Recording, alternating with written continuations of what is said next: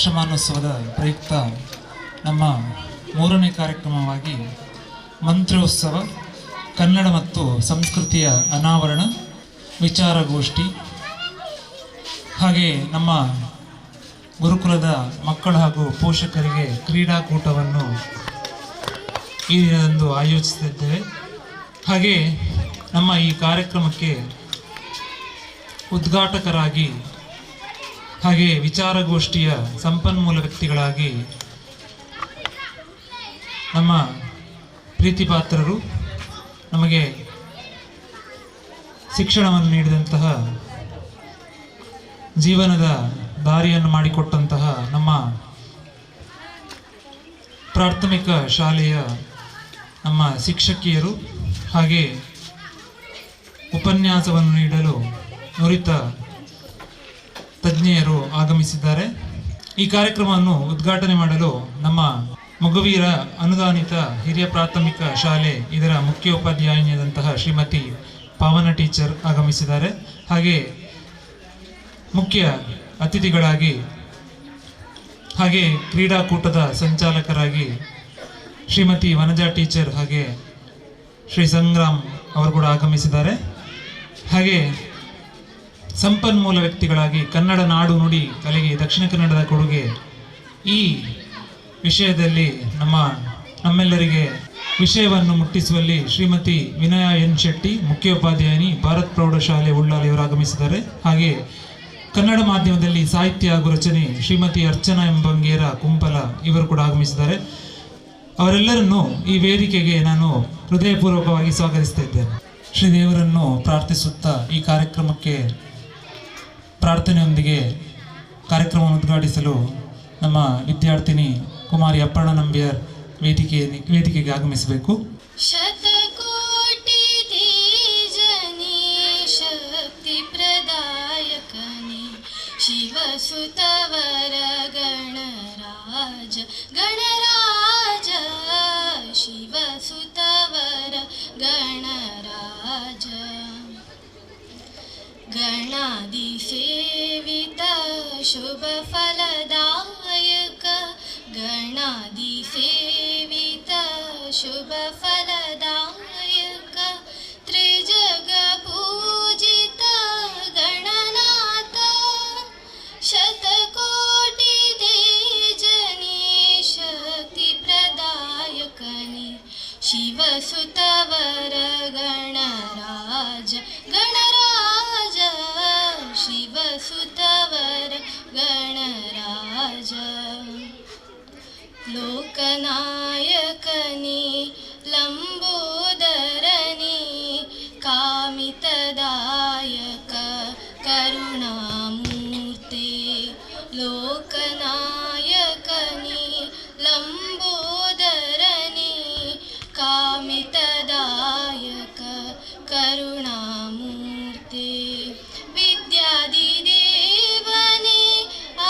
ಆದಿಪೂಜ್ಯನೇ ವಿದ್ಯಾದಿದೇವನೇ ಆದಿಪೂಜ್ಯನೇ ವಿತರಣ ಗುಣಗರ ಮಹಿಮನೇ ಶತಕೋಟಿ ತೇಜನೇ ಶಕ್ತಿ ಪ್ರದಾಯಕನೇ ಶಿವಸುತವರ ಗಣರಾಜ ಗಣರಾಜ ಶಿವಸುತವರ ಗಣರಾಜ. ಮಂತ್ರೋತ್ಸವ ಎನ್ನುವಂತಹ ಈ ಕಾರ್ಯಕ್ರಮವನ್ನು ನಮ್ಮ ಅತಿಥಿಗಳು ಎಲ್ಲರೂ ಸೇರಿ ಉದ್ಘಾಟಿಸಬೇಕಾಗಿ ಎಲ್ಲರಲ್ಲಿ ವಿನಂತಿಸಿಕೊಳ್ತಾ ಇದ್ದೇನೆ. ಕ್ರೀಡಾ ಸಂಚಾಲಕರಾಗಿ ಆಗಮಿಸಿದಂತಹ ಶ್ರೀ ಸಂಗ್ರಾಮ್ ಕೂಡ ನಮ್ಮ ಜೊತೆ ಸೇರಿಕೊಳ್ಬೇಕು.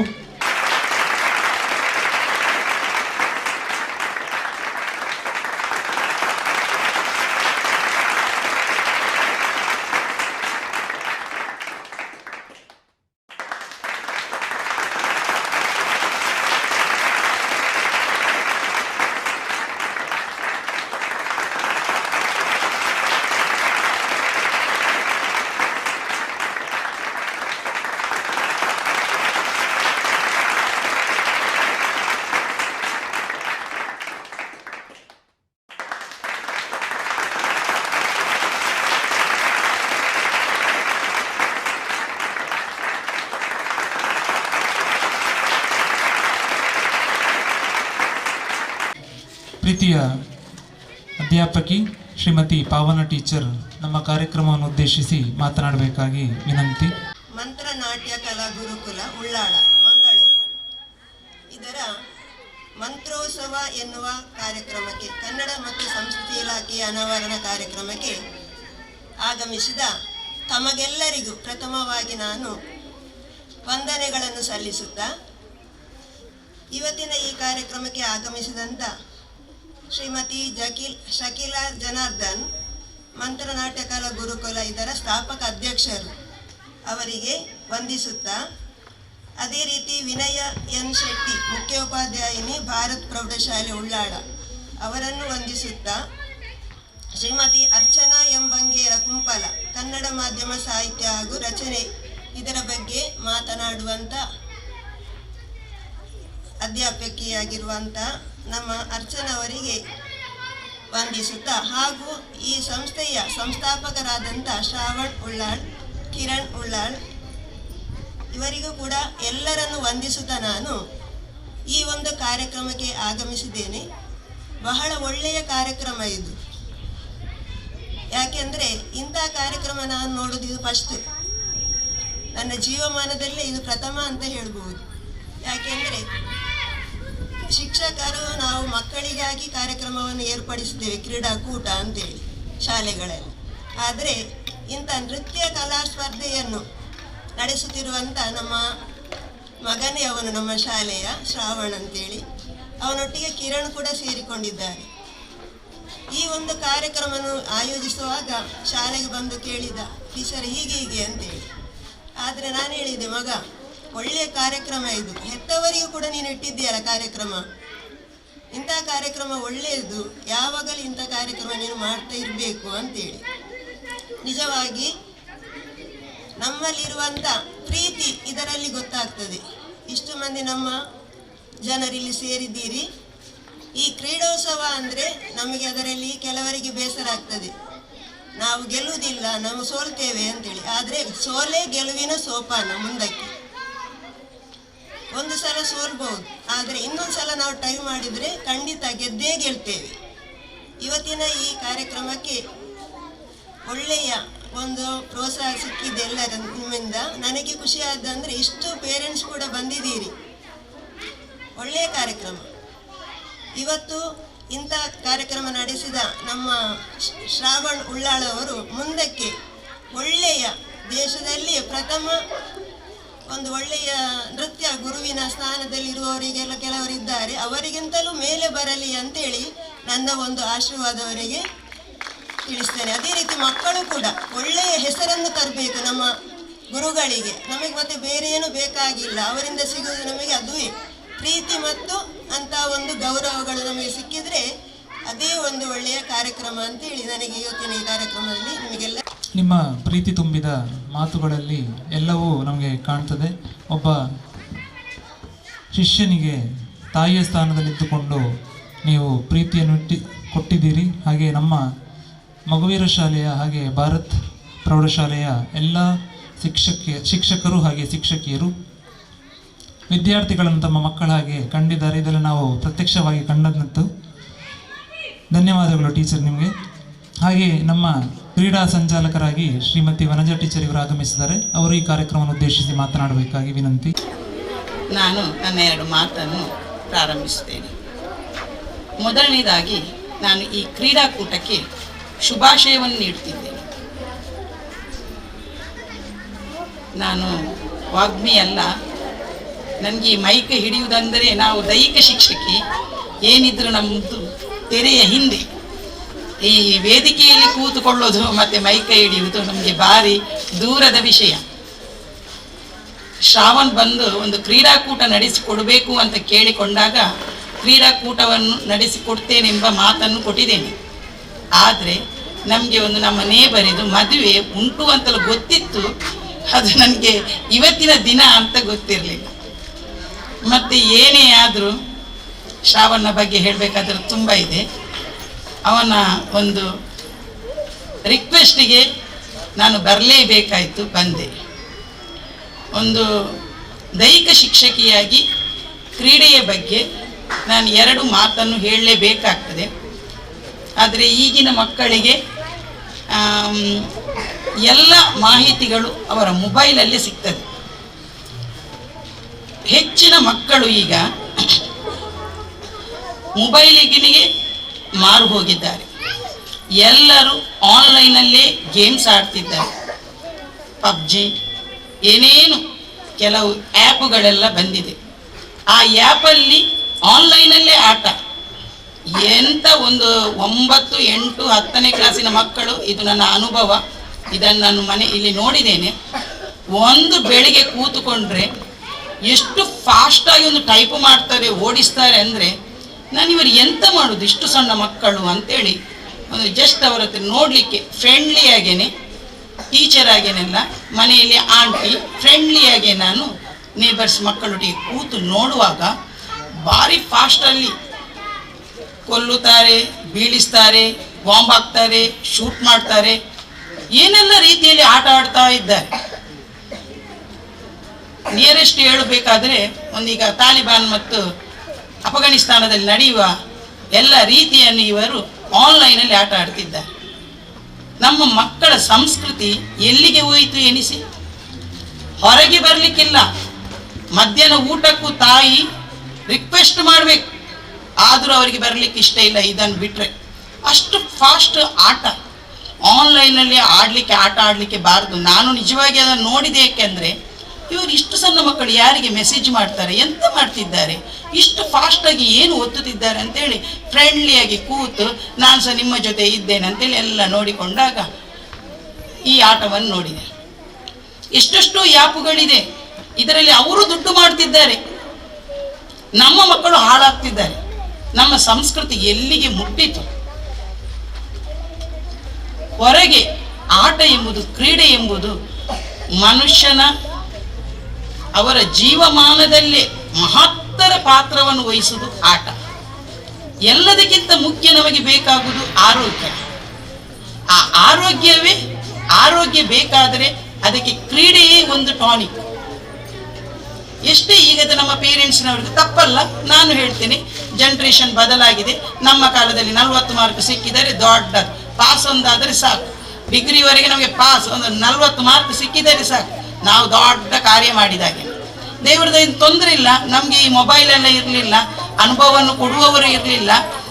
ದೊಡ್ಡವರು ಮಾಡಿದನ್ನು ನೋಡುವುದು, ಕೆಲವು ಅನುಭವದಲ್ಲಿ ಬಂದದಲ್ಲಿ ಪಾಠ ಕಲ್ತದ್ದು, ದೊಡ್ಡವರು ಹೇಳಿದನ್ನು ಕೇಳಿ ನಾವು ಪಾಠ ಕಲ್ತದ್ದು.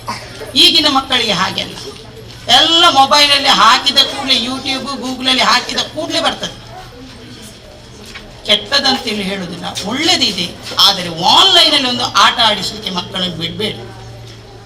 ನಮ್ಮ ಈ ಆಟದಲ್ಲಿ ಹೊರಗೆ ಬರಲಿ. ಒಂದು ನಾಲ್ನುಡಿಯೇ ಇದೆ, ನಿಂತರೆ ಶಕ್ತಿ. ನೋಡಿ ಯೋಗಾಸನ ನೋಡಿ, ತಾಡಾಸನ, ವೃಕ್ಷಾಸನ, ಅದೆಲ್ಲ ನಿಂತೇ ಮಾಡುವಂಥದ್ದು, ಅದರಲ್ಲಿ ಶಕ್ತಿ ಬರ್ತದೆ. ವಾಕ್, ನಡೆದರೆ ಆರೋಗ್ಯ. ಎಲ್ಲ ಡಾಕ್ಟರ್ಸ್ನವರು ಹೇಳುದು ವಾಕ್ ಮಾಡಿ. ಓಡಿದರಂತೂ ನಾವು ಮೃತ್ಯುವನ್ನೇ ಗೆಲ್ಬಹುದಂತೆ ಅಂತ ನಾಲ್ನುಡಿಯೇ ಇದೆ.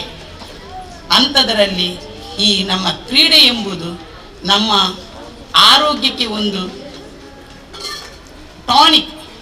ಯಾವ ಮದ್ದು ಇದ್ದರೂ ಮೊದಲು ಕ್ರೀಡೆ. ನಿಮಗೆ 90% ಮಕ್ಕಳಿಗೆ ಬರಬೇಕು, ಬೇಡ ಅಂತ ಹೇಳೋದಿಲ್ಲ, ಬರಲಿ. ಈಗದ ಜನ್ರೇಷನ್ ಆಗಿದೆ, ಕಾಂಪಿಟೇಷನ್ ಯುಗ, ಎಲ್ಲ ಮಕ್ಕಳಿಗೆ ಮಾರ್ಕ್ ಬೇಕು. ಆದರೆ ಒಂದು ಅರ್ಧ ಗಂಟೆ ನಿಮ್ಮ ಅಂಗಳದಲ್ಲಿ ಸ್ಕಿಪ್ಪಿಂಗ್ ಮಾಡಲಿಕ್ಕೆ ಬಿಡಿ, ಸೈಕಲ್ ತುಳಿಲಿಕ್ಕೆ ಬಿಡಿ. ಒಂದು 1/4 ಗಂಟೆ ಮಕ್ಕಳು ಓಡಲಿ, ಆಡಲಿ. ಒಂದು ಅರ್ಧ ಗಂಟೆ ಮಕ್ಕಳ ಮೈಯಲ್ಲಿ ಬೆವರು ಸುರಿಯುವಾಗಿ ಮಾಡಿ. ಕ್ರೀಡೆಯಿಂದ ನಮಗೆ ಮಾನಸಿಕವಾಗಿಯೂ ದೈಹಿಕವಾಗಿಯೂ ನನಗೆ ಮೈಂಡ್ ಈಗ ನಿಮ್ಮ ಮೇಲೆ ಹೋಯಿತು, ಮಾತಿನ ಕಡೆ ಗಮನ ಕಡಿಮೆ ಆಯಿತು. ಯಾಕಂದರೆ ಆಗಿಂದ ನಿಂತಿದ್ದೀರಾ, ನಮ್ಮ ಮಾತು ಹೆಚ್ಚಾದರೆ ನಿಮಗೆ ತೊಂದರೆ ಆಗ್ತದೆ. ಆದರೆ ನಾನು ಇಷ್ಟೇ ಹೇಳ್ತೇನೆ, ಕ್ರೀಡೆಗೆ ಹೆಚ್ಚಿನ ಪ್ರೋತ್ಸಾಹ ಕೊಡಿ. ಈಗ ಕ್ರೀಡೆ ತುಂಬ ತುಂಬ ರೀತಿಯಿಂದ ಮುಂದುವರೆದಿದೆ. ಮತ್ತು ನನಗೆ ಹೆಚ್ಚು ನಾನು ಮಾತನಾಡೋದಿಲ್ಲ, ನಿಮಗೆಲ್ಲ ಬಗ್ಗೆ ಗೊತ್ತಿದೆ, ಅದರ ಬಗ್ಗೆ ಗೊತ್ತಿದೆ, ಇಲ್ಲಿ ಗೊತ್ತಿಲ್ಲದವರು ಯಾರೂ ಇಲ್ಲ. ಆದರೆ ಒಂದು ನಮಗೆ ವೇದಿಕೆಗೆ ಬಂದೆರಡು ಮಾತನಾಡಬೇಕಲ್ಲ, ಅದಕ್ಕೋಸ್ಕರ ಮಾತನಾಡಿದ್ದು. ಮತ್ತು ನಮ್ಮ ಶ್ರಾವಣ ಬಗ್ಗೆ ಹೇಳೋದಾದರೆ, ನನಗೆ ಈ ಸ್ಟೇಜಿಗೆ, ಈ ವೇದಿಕೆಗೆ ಒಂದು ಅವಕಾಶ ಕೊಟ್ಟವ ನಮ್ಮ ಶಾಲೆಯ ವಿದ್ಯಾರ್ಥಿ, ನಿಜಕ್ಕೂ ಹೇಳ್ತೇನೆ, ಅವನಿಗೆ ನಮ್ಮ ಶಾಲೆಯ ಅವನು ನಮಗೊಂದು ಗುರುನಮನ ಒಂದು ಮಾಡಿದ್ದಾನೆ. ಎಲ್ಲರ ಟೀಚರ್ ಬ್ಲೆಸ್ಸಿಂಗ್ಸ್ ಅವನ ಮೇಲೆ, ಅವನ ತಲೆಯ ಮೇಲೇನೆ ಇದೆ. ಅವನನ್ನು ನೋಡುವಾಗ ನನಗೆ ಹೆಮ್ಮೆ ಆಗ್ತದೆ. ಅವನ ವಿಧೇಯತೆ, ಒಂದು ಗುರುಭಕ್ತಿ, ಮಾತನಾಡುವ ಕ್ರಮ. ನಾವು ಕೂಡ ಈಗಿನ ಮಕ್ಕಳಲ್ಲ, ಈಗಿನ ಮಕ್ಕಳಿಗೆ ಟೀಚರ್ಸ್ನವರಂದರೆ ಒಂದು ಮಾರ್ಗದರ್ಶಕರು. ನಾವು ಕೂಡ ನಮ್ಮ ಗುರುಗಳನ್ನು ನೋಡಿದರೆ ಒಂಥರ ಭಯ ಇದೆ. ಬಟ್ ಈಗಿನ ನಮ್ಮ ಜಂಜಾಟದಲ್ಲಿ ಬ್ಯುಸಿಯಾಗಿರ್ತೇವೆ, ಮೆಲ್ಲ ಜಾರಿ ಬಿಡ್ತೇವೆ. ಆದರೆ ಶ್ರಾವಣ ಹಾಗೆಲ್ಲ, ಒಂದು ಬಂದರೆ ಶಾಲೆಗೆ ಬಂದರೆ ಅವನದೊಂದು ಗುರುಭಕ್ತಿ ನನಗೆ ಎನಿಸೋದು, ಇಂಥ ಮಕ್ಕಳು ಈಗಲೂ ಇದ್ದಾರಾ ಅಂತ. ಅಷ್ಟೊಂದು ವಿಧೇಯತೆ. ದೇವರು ಅವನು ಏನೆಲ್ಲ ಅವನ ಮನಸ್ಸಿನಲ್ಲಿ ಎನಿಸಿದಾನ, ಅದಕ್ಕೆ ಆ ಪರಮಾತ್ಮ ಅವನು ಎನಿಸಿದ ಕಾರ್ಯವನ್ನೆಲ್ಲ ನಡೆಸಿಕೊಡ್ಲಿ, ಒಳ್ಳೆ ಆರೋಗ್ಯ ಆಯುಷ್ಯ ಕೊಡಲಿ. ಅವನ ಸಂಸಾರಕ್ಕೂ ದೇವರು ಒಳ್ಳೆಯ ಆರೋಗ್ಯವನ್ನು ಕೊಟ್ಟು, ಒಳ್ಳೆ ಅವರು ಎಂತೆಲ್ಲ ಎನಿಸ್ತಾನೆ, ಅವನು ಎಲ್ಲಿ ಮುಂದುವರಿಬೇಕು, ಅವನೊಂದು ನಾಟ್ಯವನ್ನು ಈಗಿನ ಮಕ್ಕಳೆಲ್ಲ ಇದಕ್ಕೆಲ್ಲ ಬರುವುದಿಲ್ಲ. ನಾಟ್ಯದಲ್ಲಿ ವಿದ್ವತ್ತು ಪಡೆದರು ಅವರು ಎಲ್ಲಿ 1 ಲಕ್ಷ ಸ್ಯಾಲರಿ ಇದೆ ಅದನ್ನು ನೋಡೋದು. ಆದರೆ ನಮ್ಮ ಶ್ರಾವಣ ಹಾಗೆಲ್ಲ, ದೇವರವನು ಏನೆಲ್ಲ ಎಣಿಸಿದಾನೆ ಅದನ್ನೆಲ್ಲ ಈಡೇರಿಸಲಿ ಅಂತ ಹೇಳಿ ನನಗೆ ಈ ಅವಕಾಶ ಕೊಟ್ಟಕ್ಕೆ ಅವಕಾಶಕ್ಕಾಗಿ ವಂದಿಸುತ್ತಾ ನನ್ನ 2 ಮಾತನ್ನು ಮುಗಿಸ್ತೇನೆ. ಧನ್ಯವಾದಗಳು ಟೀಚರ್, ನಿಮ್ಮ ಆಶೀರ್ವಾದಕ್ಕೆ. ನಮ್ಮೆಲ್ಲ ಗುರುಕುಲದ ಮಕ್ಕಳನ್ನು ಉದ್ದೇಶಿಸಿ ಹಾಗೆ ಅವರೆಲ್ಲ ಜೀವನಕ್ಕೆ ಉತ್ತಮ ಸಲಹೆಯನ್ನು ನೀಡಿದ್ದಕ್ಕೆ ನಿಮಗೆ ಹೃದಯಾಂತರಾಳದಿಂದ ಧನ್ಯವಾದಗಳನ್ನು ಸಮರ್ಪಿಸ್ತಾ ಇದ್ದೇನೆ. ಇವರಿಗೆ ನಮ್ಮ ಗುರುಕುಲದ ಅಧ್ಯಕ್ಷರು ಶ್ರೀಮತಿ ಪಾವನ ಟೀಚರ್ ಹಾಗೂ ಶ್ರೀಮತಿ ವನಜಾ ಟೀಚರ್ ಇವರಿಗೆ ಗುರುಕುಲದ ಅಧ್ಯಕ್ಷರು ಸನ್ಮಾನಿಸಬೇಕಾಗಿ ನಾನು ವಿನಂತಿ ಮಾಡ್ತಾ ಇದ್ದೇನೆ.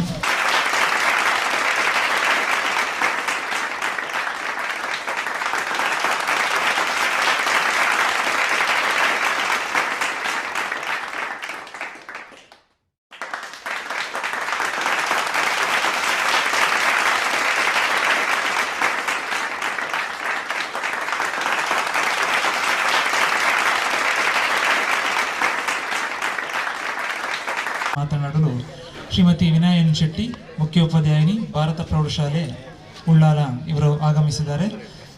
ವೇದಿಕೆಯನ್ನು ಅವರ ಕೈಗೆ ಒಪ್ಪಿಸ್ತಾ ಇದ್ದೇನೆ. ಶ್ರೀಮತಿ ವಿನಯ ಟೀಚರ್ ಬಂದು ನಮ್ಮೆಲ್ಲರನ್ನು ಉದ್ದೇಶಿಸಿ ನಮಗೆ ಆಶೀರ್ವಾದದ ನುಡಿಗಳನ್ನು ನೀಡಬೇಕು. ಶ್ರೀಮತಿ ವಿನಯ ಎನ್ ಶೆಟ್ಟಿ, ವಿದ್ಯಾರ್ಹತೆ MSc MEd, ಅನುದಾನಿತ ಭಾರತ್ ಪ್ರೌಢಶಾಲೆಯಲ್ಲಿ 23 ವರ್ಷಗಳ ಕಾಲ ಸಹ ಶಿಕ್ಷಕಿಯಾಗಿ ಹಾಗೂ ಕಳೆದ 4 ವರ್ಷಗಳಿಂದ ಮುಖ್ಯ ಶಿಕ್ಷಕಿಯಾಗಿ ಸೇವೆ. ವೃತ್ತಿ ಹಿರಿಮೆ, ಗಣಿತದ ರಾಜ್ಯ ಮಟ್ಟದ ಸಂಪನ್ಮೂಲ ವ್ಯಕ್ತಿ. 9 ಮತ್ತು 10ನೇ ತರಗತಿಯ ಗಣಿತ ಪಾಠ್ಯ ಪುಸ್ತಕ ಭಾಷಾಂತರ ಸಮಿತಿಯಲ್ಲಿ ಸದಸ್ಯೆ. ರಾಜ್ಯ ಮಟ್ಟದಲ್ಲಿ ಗಣಿತದ ಅನೇಕ ತರಬೇತಿ ಸಾಹಿತ್ಯಗಳ ರಚಿಸಿ ಶಿಕ್ಷಕರಿಗೆ ತರಬೇತಿ. 8, 9 ಮತ್ತು 10ನೇ ತರಗತಿಯ ಗಣಿತ ಪಠ್ಯ ಪುಸ್ತಕಗಳ ಮೇಲೆ ರಾಜ್ಯ ಮಟ್ಟದಲ್ಲಿ ಶಿಕ್ಷಕರಿಗೆ ತರಬೇತಿ ನೀಡಿದ್ದಾರೆ. ರಾಜ್ಯದ SSLC ವಿದ್ಯಾರ್ಥಿಗಳಿಗಾಗಿ ರೇಡಿಯೋ ಪಾಠಗಳನ್ನು ಮಾಡಿದ್ದಾರೆ. ಪಡೆದ ಪ್ರಶಸ್ತಿಗಳು: ತಾಲೂಕು ಮಟ್ಟದ ಕ್ರಿಯಾಶೀಲ ಶಿಕ್ಷಕಿ ಪ್ರಶಸ್ತಿ, ಜಿಲ್ಲಾ ಮಟ್ಟದ ಅತ್ಯುತ್ತಮ ಶಿಕ್ಷಕಿ ಪ್ರಶಸ್ತಿ ಹಾಗೂ ರೋಟರಿ ನೇಷನ್ ಬಿಲ್ಡರ್ ಅವಾರ್ಡ್. ಎಲ್ಲರಿಗೂ ವಂದಿಸುತ್ತಾ, ಮಂತ್ರ ನಾಟ್ಯಕಲಾ ಗುರುಕುಲ ಇದರ ಮಂತ್ರೋತ್ಸವ ಕಾರ್ಯಕ್ರಮದ ಈ ಶುಭ ಸಮಾರಂಭದ ವೇದಿಕೆಯಲ್ಲಿ ಉಪಸ್ಥಿತರಿರುವ ಎಲ್ಲ ಗಣ್ಯರೇ, ವೇದಿಕೆಯ ಮುಂಭಾಗದಲ್ಲಿರುವ ಮಕ್ಕಳೇ ಹಾಗೂ ಪೋಷಕ, ಕನ್ನಡ ನಾಡು ನುಡಿ ಕಲೆಗೆ ದಕ್ಷಿಣ ಕನ್ನಡದ ಈ ವಿಷಯದ ಬಗ್ಗೆ ನಿಮ್ಮ ಜೊತೆ ಒಂದೆರಡು ವಿಚಾರಗಳನ್ನಷ್ಟೇ ಹಂಚಿಕೊಳ್ಳಲು ನಾನಿಲ್ಲಿ ನಿಂತಿದ್ದೇನೆ. ನನಗೆ ಗೊತ್ತಿದೆ ನೀವೆಲ್ಲ ಬಿಸಿಲಿನಲ್ಲಿ ನಿಂತಿದ್ದೀರಿ ಅನ್ನೋ ಕಾರಣದಿಂದ ಖಂಡಿತ ನಾನು ಹೆಚ್ಚು ಸಮಯವನ್ನು ಉಪಯೋಗಿಸಿಕೊಳ್ಳುವುದಿಲ್ಲ. ಆದರೂ ನಮ್ಮ ಈ ದಕ್ಷಿಣ ಕನ್ನಡ ಜಿಲ್ಲೆ, ಅವಿಭಜಿತ ದಕ್ಷಿಣ ಕನ್ನಡ ಜಿಲ್ಲೆ ಅಂದರೆ ಆಚೆ ಕಾಸರಗೋಡು ಈಚೆ ಉಡುಪಿ ಎರಡನ್ನು ಸೇರಿಸಿಕೊಳ್ಬೇಕಾಗ್ತದೆ. ನಾವು ಈ ಜಿಲ್ಲೆಯ ಬಗ್ಗೆ ಹೇಳುವುದಾದರೆ ಭೌಗೋಳಿಕವಾಗಿ, ಸಾಂಸ್ಕೃತಿಕವಾಗಿ, ಬೌದ್ಧಿಕವಾಗಿ ನಾವು ತುಂಬ ವಿಶಿಷ್ಟರಾದವರು. ಕನ್ನಡ ಮಾತೃಭಾಷೆಗಿಂತ ಹೆಚ್ಚು ತುಳು ಅಥವಾ ಬೇರೆ ಯಾವುದೋ ಭಾಷೆಯನ್ನು ಮಾತೃಭಾಷೆಯಾಗಿ ಹೊಂದಿರುವ ಕಾರಣದಿಂದಾಗಿ ನಮ್ಮ ಕೊಡುಗೆ ಕನ್ನಡ ನಾಡು ನುಡಿಗೆ ಇದೆ ಅಂತ ಹೇಳಿದ್ರೆ ಅದು ವೈಶಿಷ್ಟ್ಯಪೂರ್ಣವಾದದ್ದು, ನಾವು ಹೆಮ್ಮೆ ಪಡಬೇಕಾದದ್ದು. ಆ ಕಾರಣದಿಂದಾಗಿ ನಾವು ಏನು ಕೊಡುಗೆ ನೀಡಿದ್ದೇವೆ ಎಂಬುದರ ಒಂದು ಸಿಂಹಾವಲೋಕನ ಮಾಡೋದು ಅವಶ್ಯಕ ಅಂತ ಕೂಡ ನನಗೆ ನಾವು ಇದನ್ನು ಹೇಳುವುದಕ್ಕೆ ಹೊರಟ್ರೆ ಒಂದು ದೊಡ್ಡ ಥೀಸಿಸ್ ಆಗಬಹುದು, ಒಂದು PhD ವಿಷಯ ಇದು. ಆದರೂ ನಾನು ಅದನ್ನು ಅತ್ಯಂತ ಚಿಕ್ಕದಾಗಿ ನನ್ನ ಅರಿವಿನ ಪರಿಧಿಯೊಳಗೆ ಬರುವಂಥದ್ದನ್ನು ನಿಮ್ಮ ಜೊತೆ ಹಂಚಿಕೊಳ್ಳಿಕ್ಕೆ ನಮ್ಮ ದಕ್ಷಿಣ ಕನ್ನಡ ಜಿಲ್ಲೆ ಕನ್ನಡಕ್ಕೆ ಸಂಬಂಧಿಸಿದ ಹಾಗೆ ಅನೇಕ ಪ್ರಥಮಗಳನ್ನು ನೀಡಿದಂತಹ ಜಿಲ್ಲೆ. ನಮಗೆ ಗೊತ್ತಿದೆ, ಕನ್ನಡದ ಪ್ರಥಮ ಶಾಸನ ಹಲ್ಮಿಡಿ ಶಾಸನ, ಇದನ್ನು ಬರೆದವರು ಆಳುಪ ಅರಸರು, ಇದನ್ನು ಮಾಡಿದವರನ್ನು ನಮಗೆ ಗೊತ್ತಿದೆ. ಆ ಆಳುಪ ಅರಸರು ಮೂಲತಃ ದಕ್ಷಿಣ ಕನ್ನಡ ಜಿಲ್ಲೆಯವರು, ನಮ್ಮ ಊರಿನವರು. ಹಳೆಗನ್ನಡ ಕಾಲದಲ್ಲಿ ಇನ್ನೂ ಅನೇಕ ಜನ ಕವಿಗಳಿದ್ರು. ಪದ್ಮನಾಭ ಕವಿ ಆಗಿರಬಹುದು, ಚದುರಚಂದ್ರಮ್ಮ ಇರಬಹುದು, ಭರತೇಶ ವೈಭವವನ್ನು ಬರೆದಂತಹ ರತ್ನಾಕರ ವರ್ಣಿ, ಇವರೆಲ್ಲ ನಮ್ಮ ತುಳುನಾಡಿನವರು. ಕನ್ನಡದಲ್ಲಿ ಇವತ್ತು ಇಷ್ಟೊಂದು ಇಡೀ ಕರ್ನಾಟಕದಲ್ಲಿ ಅವರ ಹೆಸರನ್ನು ನಾವು ಹೇಳಿ ಕೊಂಡಾಡೋದನ್ನು ನೋಡ್ತೇವೆ. ನಾವು ಹೆಮ್ಮೆ ಪಡಬೇಕಾದಂತಹ ವಿಷಯ ಇದು. ಮುದ್ದಣನ ಬಗ್ಗೆ ಎಲ್ಲರಿಗೂ ಗೊತ್ತಿದೆ, ಆಧುನಿಕ ಮುಂಗೋಳಿ ಅಂತ ನಾವು ಹೇಳ್ತೇವೆ. ಈ ಮುದ್ದಣ ಕೂಡ ತನ್ನ 32ನೇ ವಯಸ್ಸಿನಲ್ಲಿ ಕ್ಷಯರೋಗದಿಂದ ಮೃತರಾದವರು ಅವರು. ಆದರೂ ಅಷ್ಟು ಕಾಲದಲ್ಲಿ ತನ್ನ ಬದುಕಿನ ಚಿಕ್ಕ ಅವಧಿಯಲ್ಲಿ ಅನೇಕ ಕಾವ್ಯಗಳನ್ನು ಬರೆದವರು. ಹೊಸಗನ್ನಡ ಕಾಲದಲ್ಲಿ ಹಳೆಗನ್ನಡದ ಕಾವ್ಯಗಳನ್ನು ಬರೆದು ಜನಮಾನಸದಲ್ಲಿ ಮೆರೆದವರು. ಇವರೆಲ್ಲ ಇಷ್ಟೊಂದು ಮಂದಿ. ಆಗ ನಾವು ಏನು ಆಲೋಚನೆ ಮಾಡಬೇಕು ಅಂದ್ರೆ, ಆ ಸಂದರ್ಭದಲ್ಲಿ ಹೆಚ್ಚಿನವರಿಗೆ ಕನ್ನಡ ಓದ್ಲಿಕ್ಕೆ, ಬರೀಲಿಕ್ಕೆ, ಮಾತನಾಡಲಿಕ್ಕೆ ಯಾವುದು ಬರ್ತಾ ಇರಲಿಲ್ಲ. ಆದ್ರೂ ಕೂಡ ಇಷ್ಟೊಂದು ಮಂದಿ ಕವಿಗಳು ಆ ಕಾಲದಲ್ಲಿ ಹುಟ್ಟಿಕೊಂಡಿದ್ದಾರೆ, ಕರ್ನಾಟಕದಾದ್ಯಂತ ದೇಶಾದ್ಯಂತ ಹೆಸರು ಮಾಡಿದ್ದಾರೆ ಅಂದ್ರೆ ಆ ಮಟ್ಟಿಗೆ ನಮ್ಮ ಜನ ಅವರಿಗೆ ಬೆಂಬಲ ನೀಡಿದ್ದಾರೆ, ಅದೇ ರೀತಿಯಾಗಿ ಮನ್ನಣೆಯನ್ನು ನೀಡಿದ್ದಾರೆ. ಈ ಪ್ರಥಮ ಅಂದ್ರೆ ಅದಷ್ಟೇ ಅಲ್ಲ, ಕನ್ನಡದ ಪ್ರಥಮ ಪತ್ರಿಕೆ ಯಾವುದು ಅಂತ ನಮ್ಗೆಲ್ಲರಿಗೂ ಗೊತ್ತಿದೆ, ಅದು ಮಂಗಳೂರು ಸಮಾಚಾರ. ಅದು ಕೂಡ 1843ರಲ್ಲಿ ನಮ್ಮ ಮಂಗಳೂರಿನಲ್ಲಿ ಪ್ರಾರಂಭ ಆದದ್ದು. 8 ತಿಂಗಳ ಕಾಲ ಇಲ್ಲಿ ನಡೆದು ಆಮೇಲೆ ಅದನ್ನು ಬಳ್ಳಾರಿಗೆ ಸ್ಥಳಾಂತರಿಸಲಾಯಿತು. ಕರ್ನಾಟಕ ಸಮಾಚಾರ ಅನ್ನೋ ಹೆಸರು ಬಂತು. ಕನ್ನಡದ ಪ್ರಥಮ ನಿಘಂಟು ಕನ್ನಡ ಅಲ್ಲದ ನಮ್ಮ ಊರಿನಲ್ಲೇ ಬಂದದ್ದು ಕೂಡ. ನಿಘಂಟು ರಚನಾಕಾರರ ಬಗ್ಗೆ ಹೆಸರು ಕೇಳಿರ್ಬಹುದು ನೀವು. ರೇವು, ಕಿಟ್ಟೆಲ್, ಮನ್ನಾರ್, ಮುಕ್ಲಿಂಗ್, ಇವರೆಲ್ಲ ನಿಜವಾಗಿ ವಿದೇಶಿಯರು. ಆದರೆ ಅವರು ನಮ್ಮ ಈ ತುಳುನಾಡಿಗೆ ಬಂದು ಇಲ್ಲಿ ಸಂಶೋಧನೆ ಅಧ್ಯಯನ ನಡೆಸಿ ಇಲ್ಲಿಯ ಬಾಸೆಲ್ ಮಿಷನ್ನಲ್ಲಿ ನಿಘಂಟನ್ನು ಹೊರತಂದವರು. ಆ ಕಾಲದಲ್ಲಿ ಮದ್ರಾಸ್ ಸಂಸ್ಥಾನದಿಂದ ಮಂಗಳೂರಿನ ಪ್ರೆಸ್ಸಿಗೆ ಬೆಸ್ಟ್ ಪ್ರೆಸ್ ಅವಾರ್ಡ್ ಬಂದಿತ್ತು ಅಂತ ಹೇಳಿದ್ರೆ ನಮ್ಮ ಕೊಡುಗೆ ಏನು ಕನ್ನಡ ನಾಡಿಗೆ ಅಂತ ನಾವು ವಿಶೇಷವಾಗಿ ಹೇಳ್ಬೇಕು. ಇನ್ನು ಆ ಬಳಿಕದ ಅನೇಕ ಮಂದಿ ಸಾಹಿತಿಗಳನ್ನು ನಾವು ಹೇಳಬಹುದು. ನಾವು ಶಾಲೆಗೆ ಹೋಗ್ತಾ ಇರುವ ಸಂದರ್ಭದಲ್ಲಿ ಕೂಡ ನಮ್ಮ ಪ್ರಥಮ ರಾಷ್ಟ್ರ ಕವಿ ಯಾರು ಅಂತ ಕೇಳಿದ್ರೆ ಮಂಜೇಶ್ವರ ಗೋವಿಂದ ಪೈ ಅವರು.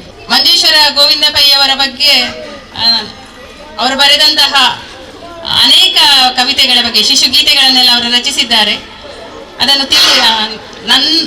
ನನ್ನ ಜನರೇಷನ್ ಅಲ್ಲಿ ನಾನು ಈಗ ಯಾವ ಪ್ರೈಮರಿಗೆ ಹೋಗ್ತಾ ಇರುವಾಗ ಎಲ್ಲ ಯಾವ ಪದ್ಯಗಳನ್ನು ಕಲಿತಾ ಇದ್ನ ಹಾಗೆ ನನ್ನ ಕಾಲದ ಎಲ್ಲರಿಗೂ ಅನೇಕ ಕವಿತೆಗಳು, ಸಣ್ಣ ಕಥೆಗಳು ಗೊತ್ತೇ ಇದೆ ಪಂಜೆ ಮಂಗೇಶರಾಯರದ್ದು.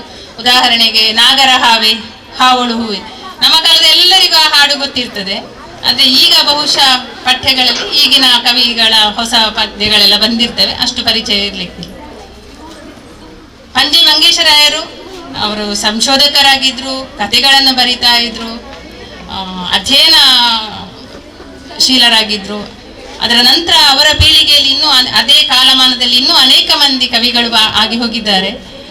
ಉಳ್ಳಾಲ ಮಂಗೇಶರಾಯರಾಗಿರ್ಬಹುದು, ಸೇಡಿಯಾಪು ಕೃಷ್ಣ ಭಟ್ ಆಗಿರ್ಬಹುದು, ಮತ್ತೆ ಎಳೆಯರ ಗೆಳೆಯ ಅಂತ ನಾವು ಹೇಳ್ತೇವೆ ಮುಳಿಯ ತಿಮ್ಮಪ್ಪಯ್ಯನನ್ನು. ಇವರೆಲ್ಲರೂ ಕೂಡ ಅನೇಕ ರೀತಿಯಲ್ಲಿ ಕನ್ನಡದ ಜನಮಾನಸದಲ್ಲಿ ಸಣ್ಣ ಸಣ್ಣ ಕವಿತೆಗಳ ಮೂಲಕ, ಸಣ್ಣ ಸಣ್ಣ ಕಥೆಗಳ ಮೂಲಕ ಜನರನ್ನು ಕನ್ನಡದ ಕಡೆಗೆ ಆಕರ್ಷಿತರಾಗುವ ಹಾಗೆ ಮಾಡಿದವರು, ಕನ್ನಡ ನಾಡಿಗೆ ಕೊಡುಗೆಯನ್ನು ನೀಡಿದವರು. ಕಡಿಂಗೋಡ್ಲು ಶಂಕರ ಭಟ್ಟ ಅಂತ ಹೆಚ್ಚಿನವರಿಗೆ ಅವರ ಹೆಸರು ಗೊತ್ತಿರ್ತದೆ. ಅವರ ಒಂದು ಹಾಡಿನ ಸಾಲನ್ನಷ್ಟೇ ಹೇಳ್ತೇನೆ. ಪಡುವಣ ಕಡಲಿನ ತೆಂಗಿನ ಮಡಲಿನ ಮರೆಯಲ್ಲಿ ಮೆರೆಯುವುದು ನಾಡೊಂದು, ಸೃಷ್ಟಿಯ ಮಾತೆಯ ಮೀಸಲು ಸೊಬಗಿನ ಹೊದಿಕೆಯ ಹೊದ್ದಿಹ ಬೀಡೊಂದು. ನಾವೆಲ್ಲ ಶಾಲೆಗೆ ಹೋಗುವಾಗ ಈ ಹಾಡುಗಳೆಲ್ಲ ಎಲ್ಲರ ಬಾಯಿಯಲ್ಲಿ ಕಂಠಪಾಠವಾಗಿ ಬರ್ತಾ ಇತ್ತು. ಆ ಶಬ್ದಗಳ ಒಂದು ಸೇರಿಸಿದಂತಹ ರೀತಿ ಇರಬಹುದು, ಆ ಒಂದು ನಾಡಿನ ಕಲ್ಪನೆಯನ್ನು ಮೂಡಿಸುವುದಾಗಿರ್ಬೋದು, ತುಂಬಾ ಮನಸ್ಸಿಗೆ ಮುದ ಕೊಡುವಂತಹ ಹಾಡುಗಳು. ನಿಮ್ಗೆ ಇನ್ನೊಂದು ಹಾಡು ಗೊತ್ತಿರ್ಬೋದು, ಎಲ್ಲಿ ಭೂರಮೆ ದೇವ ಸನ್ನಿಧಿ ಬಯಸಿ ಬಿಮ್ಮನೆ ಬಂದಳು. ಕೊಡಗಿನವರು ಅದನ್ನು ತಮ್ಮ ನಾಡಗೀತೆ ಅಂತಲೇ ಭಾವಿಸ್ಕೊಳ್ತಾರೆ.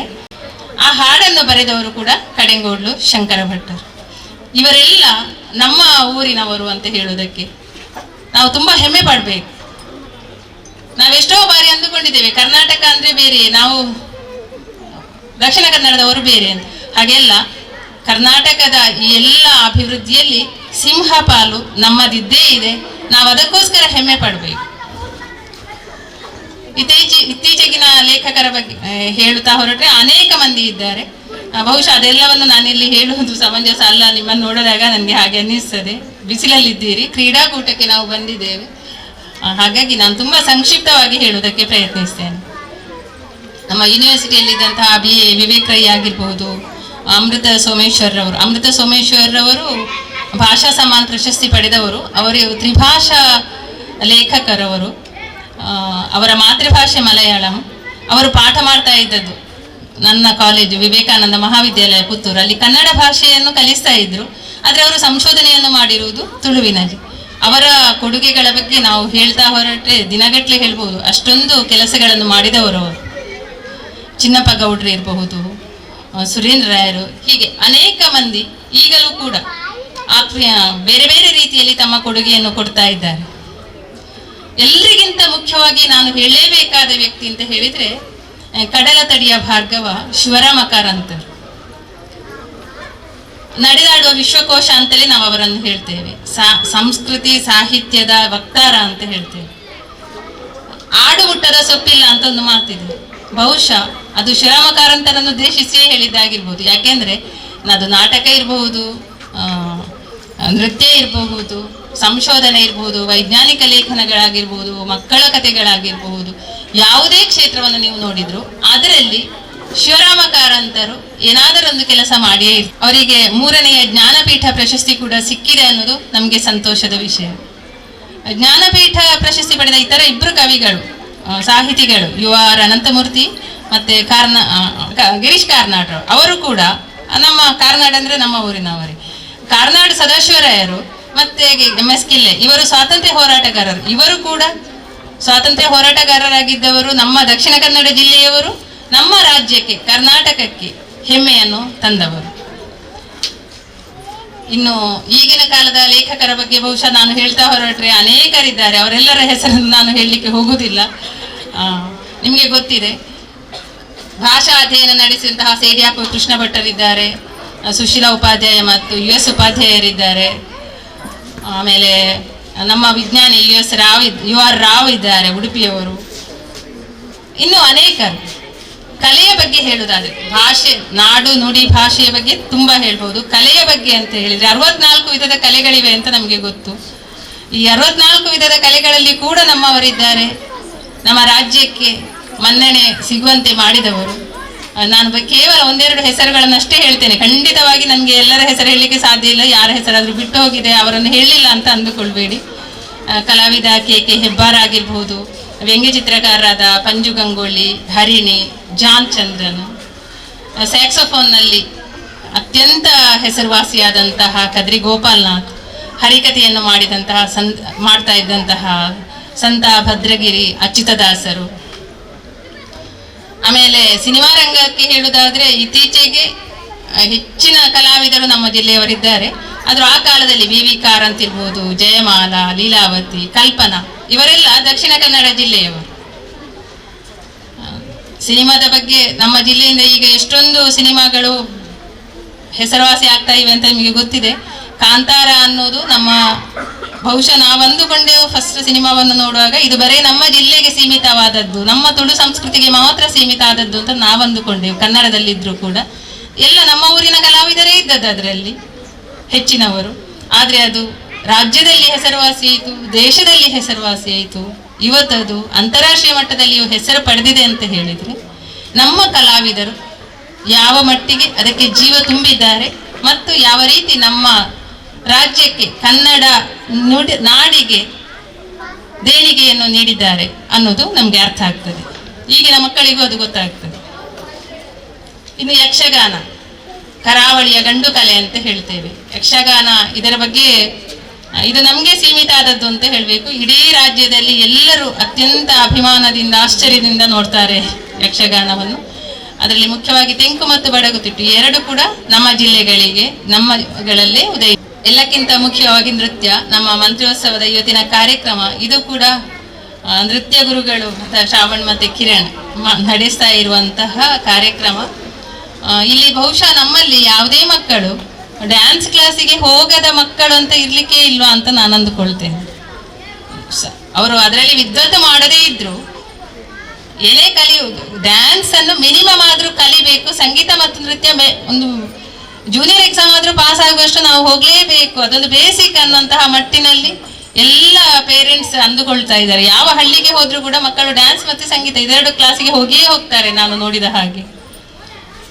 ಆ ರೀತಿಯಾಗಿ ಒಂದು ಸಂಸ್ಕೃತಿಯ ಒಂದು ಒಳ್ಳೆಯ ರೀತಿಯಾದಂತಹ ಬೆಳವಣಿಗೆ ನಡೀತಾ ಇದ್ರೆ ಅದಕ್ಕೆ ಇದರ ಹಿಂದೆ ಎಲ್ಲ ಗುರುಗಳು, ನಮ್ಮ ಶ್ರಾವಣ ಕಿರಣ್ ಇವರನ್ನು ಸೇರಿಸಿಕೊಂಡು ಎಲ್ಲ ನಾಟ್ಯ ಗುರುಗಳು ಕೂಡ ಇದಕ್ಕೆ ಕಾರಣಕರ್ತರು. ಎರಡು ಹೆಸರುಗಳನ್ನು ಹೇಳೋದಾದ್ರೆ ನಮಗೆ ಹತ್ತಿರದಲ್ಲೇ ಇರುವವರು ಉಳ್ಳಾಲ ಮೋಹನ್ ಕುಮಾರ್ ಇರಬಹುದು, ಜಯಲಕ್ಷ್ಮಿ ಆಳ್ವ, ವಿಠಲ ಮಾಸ್ಟರ್, US ಕೃಷ್ಣರಾವ್ ಅವರ ಹೆಸರನ್ನು ಹೇಳಲೇಬೇಕು.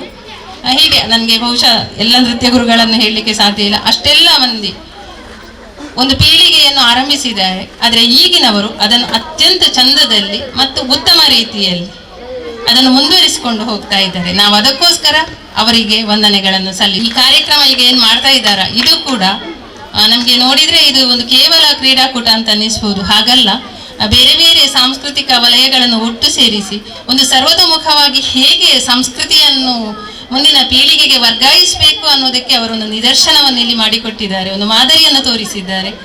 ಆ ಕಾರಣದಿಂದ ಇವರು ಕೂಡ ನಮ್ಮ ನಾಡು ನುಡಿಗೆ ಅತ್ಯಂತ ದೊಡ್ಡ ಕೊಡುಗೆಯನ್ನು ನೀಡ್ತಾ ಇದ್ದಾರೆ ಅಂತ ಹೇಳುದು ನಮಗೆ ಸ್ಪಷ್ಟವಾಗಿ ಗೊತ್ತಾಗ್ತದೆ. ಮೀನುಗಾರಿಕೆ ಇರಬಹುದು, ಮಂಗಳೂರಿನ ಹಂಚು ಇರಬಹುದು, ಮಂಗಳೂರು ಮಲ್ಲಿಗೆ ಇರಬಹುದು, ಇದೆಲ್ಲವುಗಳು ಕೂಡ ಕನ್ನಡ ನಾಡಿಗೆ ನಾವು ನೀಡುವ ಕೊಡುಗೆಗಳು.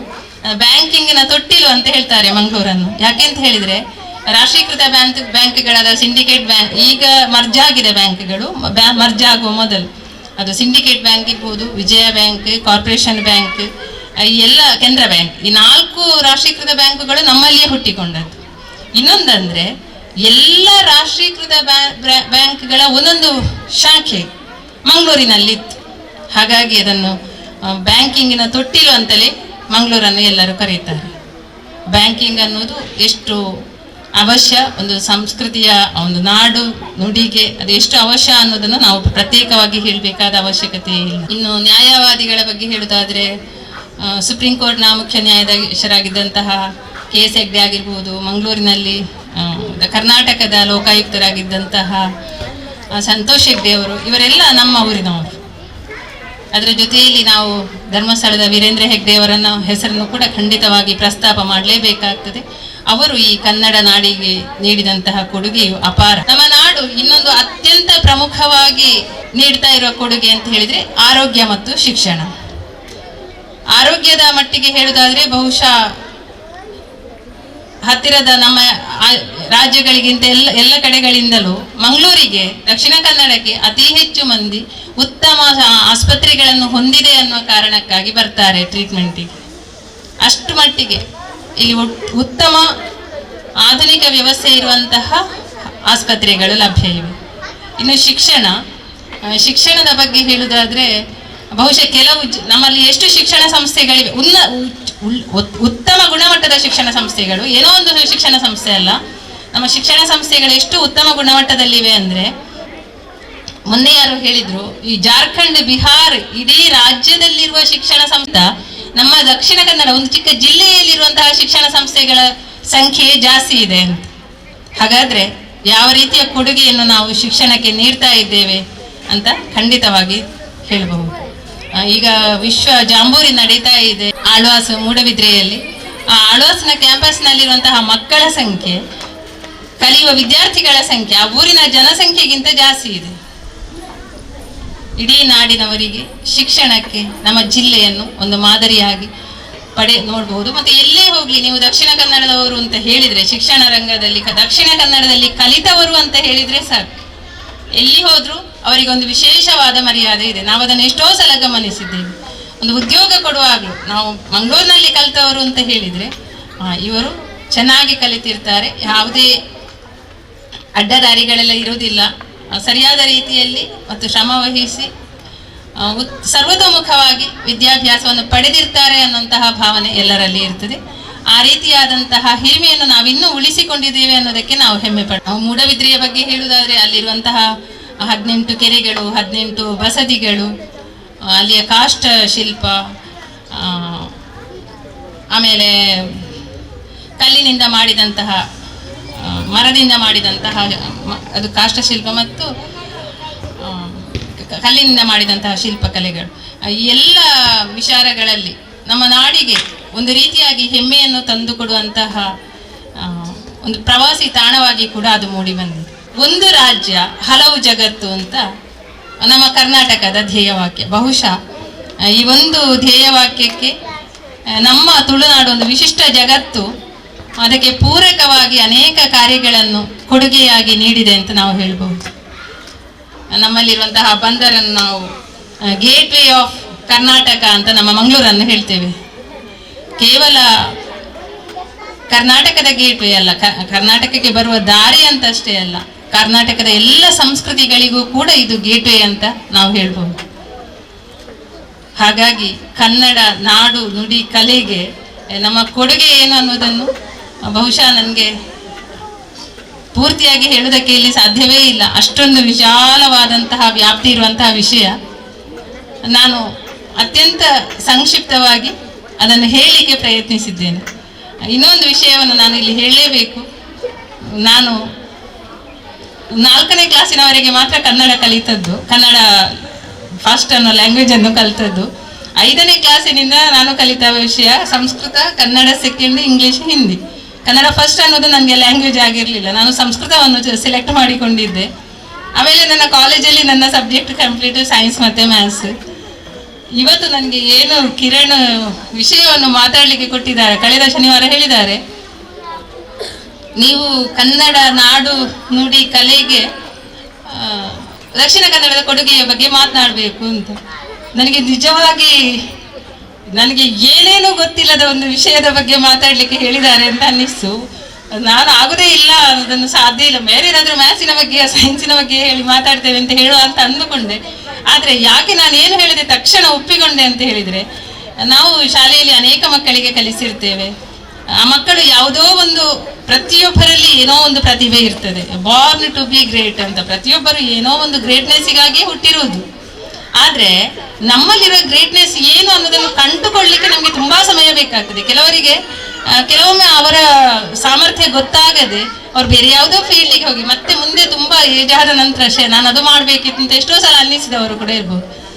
ಆದರೆ ಕಿರಣ್ ಮತ್ತು ಶ್ರಾವಣ್ ಅವರು ಈಗಾಗಲೇ ವನಜ ಟೀಚರ್ ಅವರ ಬಗ್ಗೆ ತುಂಬ ಹೇಳಿದರು. ಅವರೇನು ಅಂತ ಕಂಡುಕೊಂಡಿದ್ದಾರೆ, ಅವರೇನು ಕೊಡುಗೆಯನ್ನು ಕೊಡಬೇಕು ಅನ್ನೋದನ್ನು ಕಂಡುಕೊಂಡಿದ್ದಾರೆ, ಅವರು ಯಾವ ರೀತಿ ನಡೀಬೇಕು ಅನ್ನೋದನ್ನು ಕಂಡುಕೊಂಡಿದ್ದಾರೆ. ನಾನು ಇಂತಹ ಮಕ್ಕಳಿಗೆ ಟೀಚರ್ ಆಗಿದ್ನಲ್ಲ ಅನ್ನೋದು ನನಗೆ ಖಂಡಿತ ಹೆಮ್ಮೆಯ ವಿಷಯ. ಅದಕ್ಕೋಸ್ಕರ ನಾನು ಆ ವಿಷಯದ ಬಗ್ಗೆ, ಈ ನಾಡು ನುಡಿಗೆ ನಮ್ಮ ಕೊಡುಗೆ ಅನ್ನೋದನ್ನು ತಿಳಿದುಕೊಳ್ಳುವುದಕ್ಕಾಗಿ ಆದರೂ ನಾನು ಈ ಬಗ್ಗೆ ಮಾತನಾಡಬೇಕು ಅಂತ ಅಂದುಕೊಂಡು ನಾನು ಚಿಕ್ಕದಾಗಿ ಇದನ್ನು ಹೇಳಿದ್ದೇನೆ. ಅದು ಎಷ್ಟು ಸರಿಯಾಗಿದೆ, ಎಷ್ಟು ಬಿಟ್ಟಿದ್ದೇನೆ ಅನ್ನೋದು ನನಗೆ ಗೊತ್ತಿಲ್ಲ. ಆದರೂ ಈ ಸಂದರ್ಭದಲ್ಲಿ ಮತ್ತೊಮ್ಮೆ ನಾನು ನನ್ನ ಪ್ರೀತಿಯ ಮಕ್ಕಳಿಗೆ, ಎಲ್ಲ ಮಕ್ಕಳು ಎದ್ದು ನಿಂತುಕೊಂಡು ಒಕ್ಕರುಳಿನಲ್ಲಿ ನಮ್ಮ ನಾಡಗೀತೆಯನ್ನು ನಮ್ಮ ಭಾರತಾಂಬೆ ಹಾಗೆ ಕನ್ನಡಾಂಬೆಗೆ ಸಮರ್ಪಿಸಬೇಕಾಗಿ ಕೇಳಿಕೊಳ್ತಾ ಇದ್ದೇನೆ.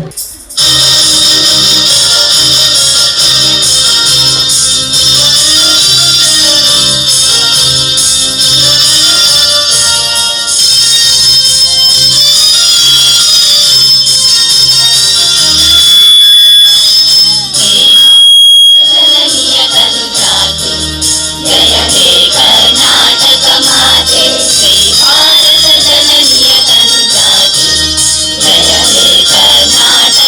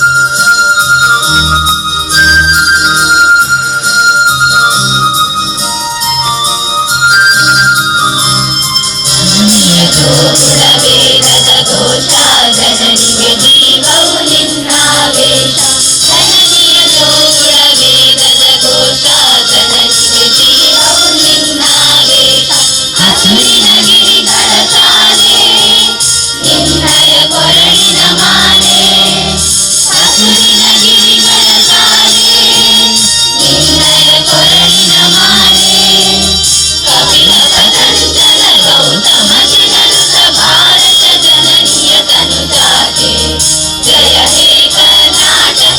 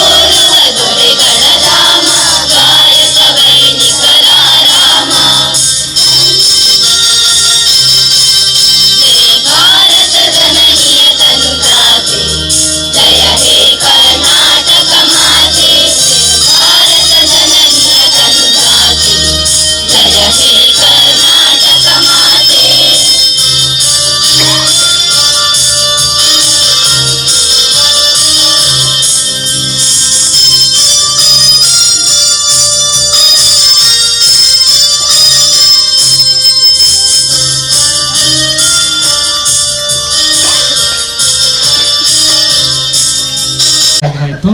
ಹಾಗೆ ಮುಂದಕ್ಕೆ ನಾವು ಕನ್ನಡ ಮಾಧ್ಯಮದಲ್ಲಿ ಸಾಹಿತ್ಯ ಹಾಗೂ ರಚನೆ ಎಂಬ ವಿಷಯದಲ್ಲಿ ಶ್ರೀಮತಿ ಅರ್ಚನಾ ಬಂಗೇರ ಕುಂಪಾಲ ಇವರು ನಮ್ಮ ಜೊತೆ ಆಗಮಿಸಿದ್ದಾರೆ. ಇವರು ನಮ್ಮನ್ನು ಉದ್ದೇಶಿಸಿ ಮಾತನಾಡಬೇಕಾಗಿ ವಿನಂತಿ. ಅರ್ಚನಾ ಎಂ ಬಂಗೇರ ಕುಂಪಳ, ಕಂಡಿಂತ್ಯಾರ್ ಎಂ ಮೋನಪ್ಪ ಪೂಜಾರಿ ಮತ್ತು ಚಂಪಾವತಿ ದಂಪತಿಗಳ ತೃತೀಯ ಪುತ್ರಿ, BA ಪದವೀಧರೆ, ಗೃಹಿಣಿ. ಪತಿ ಶಶಿಧರ್, NMPT ಪನಂಬೂರು ಅಗ್ನಿಶಾಮಕ ದಳ ವೃತ್ತಿ. ಹವ್ಯಾಸಿ, ಯುವ ಬರಹಗಾರ್ತಿಯಾಗಿದ್ದು ಕೆಲವೊಂದು ಕವಿತೆ, ಕತೆ, ಲೇಖನ, ಸಾಧಕರ ಪರಿಚಯ ಲೇಖನವು ಪತ್ರಿಕೆಯಲ್ಲಿ ಪ್ರಕಟವಾಗಿರುತ್ತದೆ. B ಜನಾರ್ದನ ಪೂಜಾರಿ ಅವರು ನಡೆದು ಬಂದ ಹಾದಿ ಎಂಬ ಆತ್ಮಚರಿತ್ರೆಯಾಧಾರಿತ ಸುದೀರ್ಘ 22 ಸಂಚಿಕೆಯ ವಿಡಿಯೋ ತುಣುಕುಗಳು ಮಂಗಳೂರು, ಉಡುಪಿ, ಕರ್ನಾಟಕದ ಖ್ಯಾತ 22 ನಿರೂಪಕರ ಹಿನ್ನೆಲೆ ಧ್ವನಿಯಲ್ಲಿ ಮೂಡಿ ಬಂದಿರುವ ವಿಡಿಯೋಗಳು ನಮ್ಮ ಬಿಲವೇರ್ ಪೇಜ್ನಲ್ಲಿ ಬಿಡುಗಡೆಯಾಗಿದೆ. ತುಳು ಸಾಹಿತ್ಯದ ಕಟೀಲು ದುರ್ಗಾಪರಮೇಶ್ವರಿ ಮತ್ತು ಸೋಮೇಶ್ವರ ದೇವಸ್ಥಾನದ 2 ಭಕ್ತಿಗೀತೆ ವಿಡಿಯೋಗಳು ಬಿಡುಗಡೆಯಾಗಿರುತ್ತದೆ. ಕೊಲ್ಯ ಯುವವಾಹಿನಿ ರಿಜಿಸ್ಟರ್ ಘಟಕದ ನಿಡಕಪೂರ್ವ ನಾರಾಯಣ ಗುರು ತತ್ವ ಪ್ರಚಾರ ನಿರ್ದೇಶಕರು, ಪ್ರಸ್ತುತ ಉದ್ಯೋಗ ಮತ್ತು ಭವಿಷ್ಯ ನಿರ್ಮಾಣ ನಿರ್ದೇಶಕರು, ಉಳ್ಳಾಳ ಚುಟುಕು ಸಾಹಿತ್ಯ ಪರಿಷತ್ ಜೊತೆ ಕಾರ್ಯದರ್ಶಿ, ಮಂಗಳೂರು ಚುಟುಕು ಸಾಹಿತ್ಯ ಪರಿಷತ್ ಸಕ್ರಿಯ ಸದಸ್ಯೆ. ಓಂ ಶ್ರೀ ಗುರುಭ್ಯೋ ನಮಃ. ಎಲ್ರಿಗೂ ಶುಭ ವಂದನೆ. ಮಂತ್ರ ನಾಟಕಲ ಗುರುಕುಲ ಉಳ್ಳಾಲ ಮಂಗಳೂರು ದಕ್ಷಿಣ ಕನ್ನಡ ಪ್ರಸ್ತುತಪಡಿಸುತ್ತಿರುವ ಮಂತ್ರೋತ್ಸವ ಕನ್ನಡ ಮತ್ತು ಸಂಸ್ಕೃತಿಯ ಅನಾವರಣ. ಈ ಶುಭ ಸಂದರ್ಭದಲ್ಲಿ ವಿಚಾರಗೋಷ್ಠಿಯಾಗಿ ಕನ್ನಡ ಮಾಧ್ಯಮದಲ್ಲಿ ಸಾಹಿತ್ಯ ಮತ್ತು ರಚನೆಯ ಕುರಿತು ನನಗೆ ಒಂದೆರಡು ಅನಿಸಿಕೆಗಳು. ಕನ್ನಡ ಭಾಷೆ ಶ್ರೀಮಂತ ಭಾಷೆ. ಕನ್ನಡ ಭಾಷೆಯು ಪಂಚ ದ್ರಾವಿಡ ಭಾಷೆಗಳಲ್ಲಿ ಒಂದು. ಕನ್ನಡ ಭಾಷೆಯು ಸರಿಸುಮಾರು 1,500ದಿಂದ 2,000 ತನಕ ಇದರ ಇತಿಹಾಸ ಹಿನ್ನೆಲೆಯಲ್ಲಿರುತ್ತದೆ. ಆದರೂ ಇದನ್ನು ನಿರ್ದಿಷ್ಟವಾಗಿ ಇಷ್ಟೆಂದೇ ಹೇಳಲು ಸಾಧ್ಯವಿಲ್ಲ. ಆದರೆ ಕನ್ನಡ ಭಾಷೆ, ಸಾಹಿತ್ಯ, ಚಿತ್ರಕಲೆ, ಹಾಗೆ ಭರತನಾಟ್ಯ, ಸಂಗೀತ ಒಂದಕ್ಕೊಂದು ಅವಿನವ ಸಂಬಂಧವಿರುವುದರಿಂದ ಈ ವಿಚಾರಗೋಷ್ಠಿಯನ್ನು ಇವರು ಮಂತ್ರ ನಾಟಕಲ ಗುರುಕುಲವರು ಈ ಪರಿಕಲ್ಪನೆಯನ್ನು ಆಯೋಜಿಸಿರುವರು ಎನ್ನುವುದು ನನ್ನ ಅಭಿಪ್ರಾಯ. ಕನ್ನಡ ಮಾಧ್ಯಮದಲ್ಲಿ ಸಾಹಿತ್ಯ ಅಂದರೆ ಇದು ಒಂದು ಗೊಂದಲದ ವಿಚಾರ. ಪ್ರಸ್ತುತ ಆಂಗ್ಲ ಮಾಧ್ಯಮ ಶಾಲೆಗಳು ಹೆಚ್ಚುತ್ತಿರುವ ಹಿನ್ನೆಲೆಯಲ್ಲಿ ಕನ್ನಡ ಮಾಧ್ಯಮಗಳು ಕುಂಠಿತವಾಗುತ್ತಿದೆ. ಆದ್ದರಿಂದ ನಾವು ಕನ್ನಡ ಭಾಷೆ ಅಥವಾ ಸಾಹಿತ್ಯವನ್ನು ಹೇಗೆ ಉಳಿಸಿಕೊಳ್ಳಬಹುದು ಎನ್ನುವ ನಿಟ್ಟಿನಲ್ಲಿ ಒಂದೆರಡು ಹಿತನುಡಿಗಳು ನನ್ನದು ಅನಿಸಿಕೆ. ಕನ್ನಡ ಸಾಹಿತ್ಯದಲ್ಲಿ ಸರಿಸುಮಾರು 3 ಕಾಲಘಟ್ಟದಲ್ಲಿ ಸಾಹಿತ್ಯಗಳು ಮೂಡಿ ಬಂದಿರುತ್ತದೆ. ಮೊದಲನೇದಾಗಿ ಹಳೆಗನ್ನಡ, ನಡುಗನ್ನಡ, ಹಾಗೆ ಹೊಸಗನ್ನಡ. ಹಳೆಗನ್ನಡವು 6ನೇ 7ನೇ ಶತಮಾನದಲ್ಲಿ ಬಂದಿದ್ದು, ಅದರಲ್ಲಿ ಮೊದಲನೇದಾಗಿ ಪಂಪ, ಪೊನ್ನ, ಹಾಗೆ ರನ್ನ ಇವರು ಜೈನ ಆಧಾರಿತ ನೆಲೆಯಲ್ಲಿ ಸಾಹಿತ್ಯವು ಮೂಡಿ ಬಂದಿರುತ್ತದೆ. ಪಂಪ ಭಾರತ ಎನ್ನುವ ಅವರ ಸಾಹಿತ್ಯ ನಮಗೆ ಕೊಡುಗೆಯಾಗಿ ಕೊಟ್ಟಿರುತ್ತಾರೆ ಸುದೀರ್ಘವಾಗಿ. ಹಾಗೆ ಮುಂದಕ್ಕೆ ಹಳೆಗನ್ನಡವು ನೆಲೆಯಲ್ಲಿ ನಾವು ನೋಡುವುದಾದರೆ ಹಳೆಗನ್ನಡವು ಜೈನ ಇದರಲ್ಲಿ ಆಧಾರಿತದಲ್ಲಿ ನಮಗೆ ಸಾಹಿತ್ಯವು ಕಂಡು ಬಂದಿರುತ್ತದೆ. ನಡುಗನ್ನಡವು ಹಿಂದೂ, ಜೈನ, ಹಾಗೆ ಜಾತ್ಯತೀತ ಆಧಾರಿತ ಮೇಲೆ ನಮಗೆ ಸಾಹಿತ್ಯಗಳು ಕೊಡುಗೆಯಾಗಿ ಬಂದಿರುತ್ತದೆ. ಇದರಲ್ಲಿ ಹರಿಹರ, ರಾಘವಾಂಕ, ಕುಮಾರವ್ಯಾಸ, ಜನ್ನ ಮುಂತಾವರೆಲ್ಲ ನಮಗೆ ಕವಿಗಳು ಸಾಹಿತ್ಯವನ್ನು ಅದರ ಶ್ರೇಷ್ಠತೆಯನ್ನು ನಮಗೆ ಕೊಟ್ಟಿರುತ್ತಾರೆ. ನಾವು ಅದನ್ನೆಲ್ಲ ಸಂಪೂರ್ಣವಾಗಿ ವೀಕ್ಷಿಸಲು ನಮಗೆ ಸಾಧ್ಯವಿಲ್ಲ. ಆದರೂ ನಾವು ಕೆಲವೊಂದು ಮಾಧ್ಯಮದಲ್ಲಿ ಕಲಿತ ಪಾಠಗಳ ಅಥವಾ ಮುಂಚಿನ ತರಗತಿಯಲ್ಲಿ ಎಲ್ಲವನ್ನು ನಮಗೆ ಕಲಿಯಲು ಸಾಧ್ಯವಿಲ್ಲ ಅಥವಾ ಯಾರಿಂದಲೂ ಹೇಳಲು ಸಾಧ್ಯವಿಲ್ಲ. ಅದರಲ್ಲೂ ನಾನು ಅಷ್ಟೇನು ಪ್ರಬುದ್ಧಳು ಅಲ್ಲ. ನನ್ನದೊಂದು ಸಾಹಿತ್ಯದಲ್ಲಿ ಸಣ್ಣ ಒಂದು ಚೊಚ್ಚಲ ಹೆಜ್ಜೆಯನ್ನು ಇಟ್ಟಿದ್ದೇನೆ ಅಷ್ಟೇ. ಹಾಗೆ ನಡುಗನ್ನಡದಲ್ಲಿ ಹೋಲಿಸುವುದಾದರೆ ಮುಂಚೆ ಪಂಪ ಕಲಿತವರ ಕಲ್ಪವೃಕ್ಷವಾದರೆ ಕುಮಾರವ್ಯಾಸರು ಕಲಿಯದವರ ಕಾಮಧೇನು ಅಂತೆ. ಹಾಗೆ ಕುಮಾರವ್ಯಾಸರು ಒಬ್ಬರು ಒಂದು ಸಾಮ್ರಾಜ್ಯರಾಗಿ ಅಂದರೆ ಸಂಗೀತ ಸಾಮ್ರಾಜ್ಯರಾಗಿ ಮೆರೆದಿರುತ್ತಾರೆ. ಹಾಗೆ ಮುಂದಕ್ಕೆ ನಡುಗನ್ನಡದಲ್ಲಿ ಕುವೆಂಪು, ದ ರಾ ಬೇಂದ್ರೆ, ಮಾಸ್ತಿ ವೆಂಕಟೇಶ್ ಅವರೆಲ್ಲ, ದ ರಾ ಬೇಂದ್ರೆ ಇಂಥವರೆಲ್ಲ ತುಂಬ ನಮಗೆ 8 ಜ್ಞಾನಪೀಠ ಪ್ರಶಸ್ತಿಯು ದೊರಕಿರುತ್ತದೆ.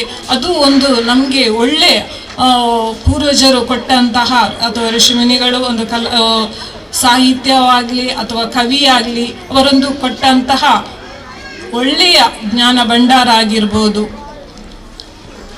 ಮುಂದಕ್ಕೆ ನಾವು ಈ ಬೇರೆ ಬೇರೆ ರೀತಿಯಲ್ಲಿ ಸಾಹಿತ್ಯ ಪ್ರಕಾರಗಳಿದೆ. ಛಂದಸ್ಸು, ಭಾಮಿನಿ ಷಡ್ಪದಿ ಇರ್ಬೋದು, ಸಾಂಗತ್ಯ ಅಥವಾ ವಚನ ಸಾಹಿತ್ಯ, ದಾಸ ಸಾಹಿತ್ಯ, ಪುರಂದರದಾಸರು ಹಾಗೆಯೇ ಕನಕದಾಸರು ಇಂಥವರ ಕೀರ್ತನೆ, ವಚನಗಳು ನಮಗೆ ತುಂಬ ಒಳ್ಳೆಯ ಒಂದು ಕೊಡುಗೆಗಳಾಗಿ ನಾನು ಹೇಳುವುದಾದರೆ, ಒಂದು ಕವಿತೆ ನಾವು ಈಗಿನ ಮಾಧ್ಯಮದಲ್ಲಿ ನಾವು ಹೇಗೆ ಸಾಹಿತ್ಯಕ್ಕೆ ಒತ್ತು ಕೊಡಬಹುದು ಅಂದರೆ ಈಗ ಕುಂಠಿತವಾಗುವ ಈ ಸಂದರ್ಭದಲ್ಲಿ ಹೀಗೆ ನಾವು ಹೇಳುವುದಾದರೆ, ಒಂದು ಶಾಲೆಯಲ್ಲಿ ಒಂದು ಕವಿ ಸಮ್ಮೇಳನ ಅಥವಾ ಕವಿಗೋಷ್ಠಿ, ವಿಚಾರಗೋಷ್ಠಿ ಎಲ್ಲ ಏರ್ಪಡಿಸಿದಾಗ ನಾವು ಎಲೆಮರೆಯಲ್ಲಿ ಇರುವ ಒಂದು ಪ್ರತಿಭೆಗಳನ್ನು ಹೊರತರಬಹುದು.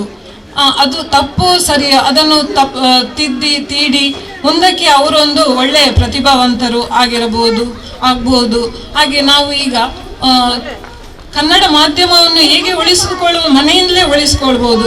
ನಾವು ಮಮ್ಮಿ ಡ್ಯಾಡಿ ಎನ್ನುವ ಬದಲು ಅದೇ ಶಬ್ದವನ್ನು ಅಮ್ಮ ಅಪ್ಪ ಅಂತ ಹೇಳಿ ಅಲ್ಲಿಂದ ಸ್ಟಾರ್ಟ್ ಮಾಡ್ಬೋದು. ಅದೇ ಒಂದು ಹುಟ್ಟಿದ ಹಬ್ಬದ ದಿವಸ ನಾವು ಕನ್ನಡ ಪಾರಿತೋಷಿಕಗಳನ್ನು ಕೊಡುವಂಥದ್ದು ಅಥವಾ ಒಂದು ರೇಡಿಯೋ ಮುಖಾಂತರ ಕನ್ನಡ ಕಾರ್ಯಕ್ರಮಗಳನ್ನು ಕೇಳಿಸಿಕೊಳ್ಳುವಂಥದ್ದು, ಚಂದನ ವಾಹಿನಿ, ದೂರದರ್ಶನದಲ್ಲಿ ಕನ್ನಡ ಕಾರ್ಯಕ್ರಮಗಳನ್ನು ವೀಕ್ಷಿಸುತ್ತಾ ಕನ್ನಡಕ್ಕೆ ಜಾಸ್ತಿ ಒತ್ತು ಕೊಡಬಹುದು. ಹಾಗೆ ಈ ರೀತಿ ನಾವು ಕನ್ನಡವನ್ನು ಉಳಿಸಿಕೊಳ್ಳಬಹುದು ಎನ್ನುವ ನೆಲೆಯಲ್ಲಿ ನನ್ನದೊಂದು ಕಳಕಳಿ. ಇಷ್ಟು ಹೇಳಿ ನಾನು ನನ್ನ ಮಾತನ್ನು ಮುಗಿಸುತ್ತೇನೆ. ನನಗೆ ಅವಕಾಶ ಕೊಟ್ಟ ವಿದ್ವಾನ್ ಶ್ರಾವಣ್ ಉಳ್ಳಾಲ್ ಹಾಗೆ ಶೈನಾ ವಿದ್ವಾನ್ ಉಳ್ಳಾಲ್ ಹಾಗೆ ಎಲ್ರಿಗೂ ಇಲ್ಲಿ ನೆರೆದಿರುವಂತಹ ಎಲ್ಲ ಭರತನಾಟ್ಯ ಗುರುಕುಲದ ಮಕ್ಕಳು ಹಾಗೆ ಪೋಷಕರು ಹಾಗೆ ಇಲ್ಲಿ ನೆರೆದಿದ್ದಂತಹ ಎಲ್ಲ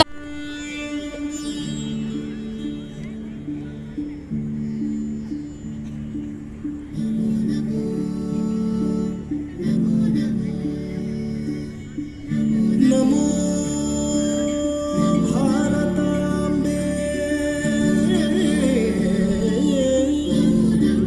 ನಮೋ